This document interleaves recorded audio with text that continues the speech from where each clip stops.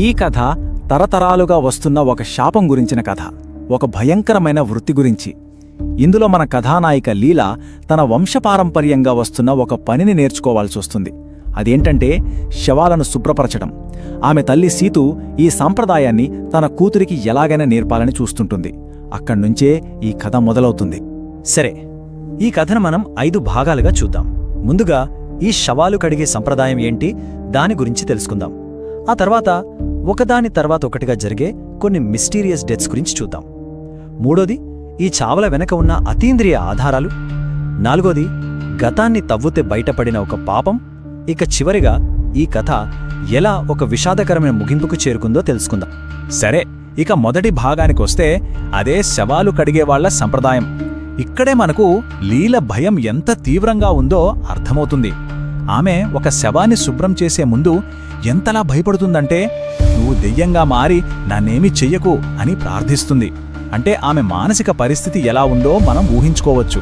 Caps washer అంటే శవాలను శుభ్రం చేసేవాళ్లు. ఇది వాళ్ల కుటుంబంలో ఒక పవిత్రమైన సంప్రదాయం అన్నమాట. ఈ విధి తల్లి నుంచి కూతురికొస్తోంది. తరతరాలుగా ఇదే జరుగుతోంది. కానీ పాపం లీలాకు మాత్రం ఈ పని అంటే మాటల్లో చెప్పలేనంత భయం. లీల భయపడుతున్నట్టే జరుగుతుంది. ఆమె శుభ్రం చేయాల్సిన మొదటి శవం, అయ్య బాబోయ్, మొత్తం పురుగులతో నిండిపోయి ఉంటుంది. ఆ భయానకమైన దృశ్యం చూసి ఆమెకు వణుకు పుట్టి వెనక్కి పరిగెత్తాలని చూస్తుంది. కాని వాళ్లమ్మ ఒత్తిడి చేస్తోంది. తప్పదు, నువ్వు ఈ పనిని కొనసాగించాల్సిందే అంటుంది. ఇక సీతు తన కూతురికి ధైర్యం చెప్పడానికి ప్రయత్నిస్తోంది. చనిపోయిన వాళ్లను మనం గౌరవించాలి అని నచ్చజెప్తుంటుంది. అంతలోనే అస్సలు ఊహించనిది జరుగుతుంది. ఏంటంటే ఆ శవం ఉన్నట్టుండి కళ్ళు తెరుస్తుంది. ఈ షాకింగ్ సంఘటనతో ఈ సీన్ కట్ అవుతోంది. ఓకే, ఇప్పుడు మనం కథలో రెండో భాగానికి వెళ్దాం. అదే వరుసగా జరిగే మిస్టీరియస్ డెత్స్. ఇప్పుడు సీన్ ఒక చిన్న గ్రామానికి మారుతుంది. అక్కడ అందరూ కలిసి ఒక ఫంక్షన్ చేసుకుంటున్నారు. అక్కడే ఈ కథలోని కొన్ని ముఖ్యమైన పాత్రలు మనకు పరిచయం అవుతాయి. ఇక్కడే మనకు సీతు, లీల, వాళ్ల అమ్మ, ఇంకా ఆమె 4 ఫ్రెండ్స్ కనిపిస్తారు. వాళ్ల పేర్లు ఈడా, అనా, టిట్టు మరియు టెర్రీ. అయితే వీళ్ళందరి మధ్య ఒక కామన్ పాయింట్ ఉంది, విచిత్రమైనది కూడా. ఏంటంటే ఈ 5గురికి పిల్లలున్నారు, కానీ వాళ్ల భర్తలు మాత్రం ఎవ్వరూ వాళ్లతో ఉండరు. ఇది గుర్తుపెట్టుకోండి. ఇదే ఈ కథలో ఒక పెద్ద రహస్యం. ఇక మరణాల పరంపర మొదలవుతుంది. ఫస్ట్ విక్టిమ్ ఈడా. ఆమె చాలా అనుమానాస్పదంగా చనిపోతుంది. ఆ తర్వాత వెంటనే సీతు ఇంట్లో ప్రార్థన చేసుకుంటుంటే ఆమెకు ఈడా ఆత్మ కనిపిస్తుంది. అంతే, అదే రాత్రి కంటికి కనిపించని ఏదో ఒక శక్తి వచ్చి సీతును కూడా చాలా దారుణంగా చంపేస్తుంది. ఇప్పుడు చూడండి, కన్న తల్లే చనిపోయింది. లీల తన భయాన్ని, బాధని పక్కన పెట్టక తప్పలేదు. ఆమె వృత్తిని చేపట్టాల్సి వచ్చింది. ఎంత దారుణమంటే తన తల్లి శవాన్ని తనే శుభ్రం చేయాల్సిన పరిస్థితి. అలా విషాదంలో ఉన్నప్పుడే ఆమెకు చాలా ముఖ్యమైన ఒక క్లూ దొరుకుతుంది. అలా తన తల్లి శరీరాన్ని క్లీన్ చేస్తుంటే లోకల ఏదో తగులుతుంది. చూస్తే అదొక మేకు. చాలా వింతగా ఉంది. వెంటనే ఆమెకు అర్థమవుతోంది, ఇది సహజ మరణం కాదు. దీని వెనుక ఖచ్చితంగా ఏదో అతీంద్రియ శక్తి ఉంది అని చెప్పడానికి దొరికిన మొదటి ఆధారం అదే. ఇక మూడో భాగానికొస్తే లీల దొరికిన ఆ క్లూతో తన ఇన్వెస్టిగేషన్ మొదలుపెడుతుంది.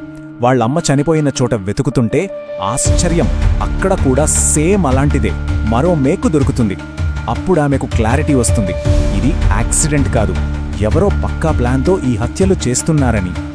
ఇక దెయ్యాల బెడద ఇంకా ఎక్కువ అవుతుంది. ఊర్లో ఒక ప్రార్థన జరుగుతుంటే అక్కడ లీలాకు చనిపోయిన వాళ్ల ఆత్మలు కనిపిస్తాయి.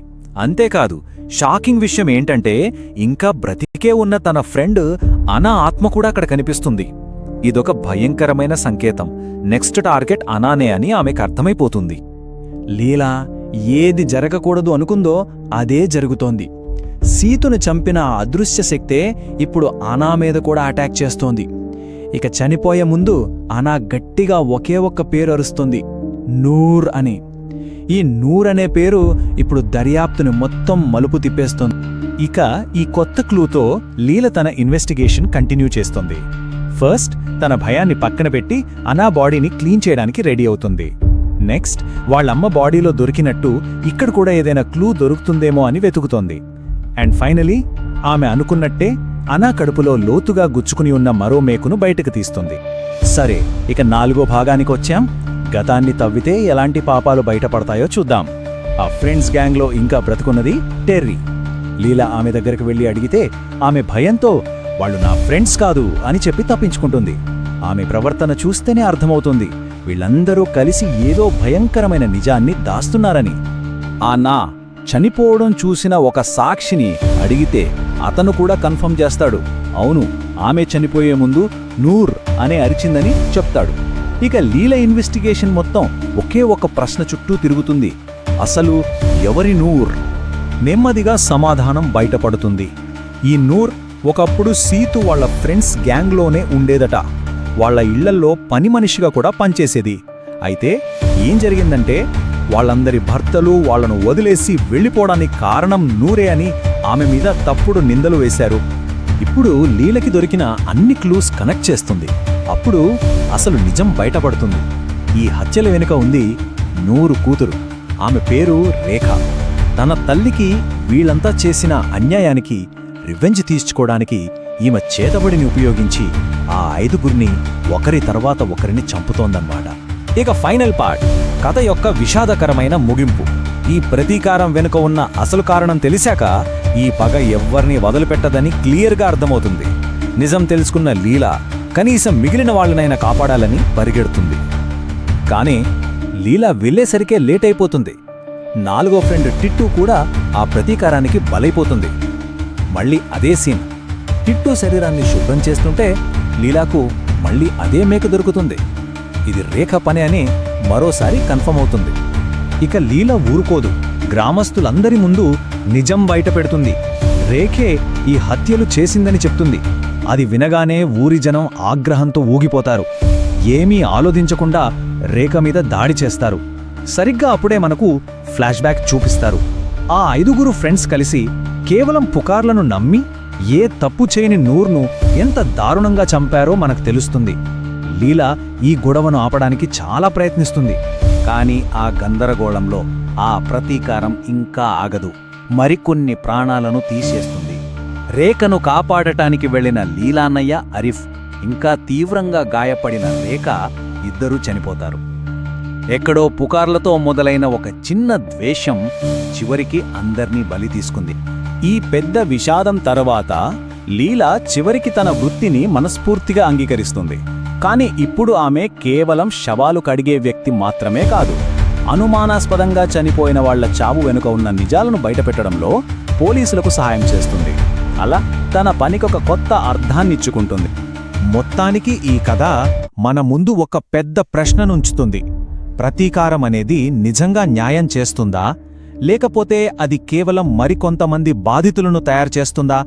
ఎందుకంటే ఈ విషాద చక్రంలో గెలిచిన వాళ్ళు ఈ వీడియో ఎవ్వరూ నచ్చితే తప్పకుండా లైక్ చేయండి, షేర్ చేయండి మరియు మా ఛానల్కి సబ్స్క్రైబ్ అవ్వండి. ఇంకా ఇలాంటి హారర్, థ్రిల్లర్, మిస్టరీ స్టోరీలు కావాలంటే మా ఛానల్ని సపోర్ట్ చేయండి. Thank you. మళ్ళీ కలుద్దాం నెక్స్ట్ వీడియోలో.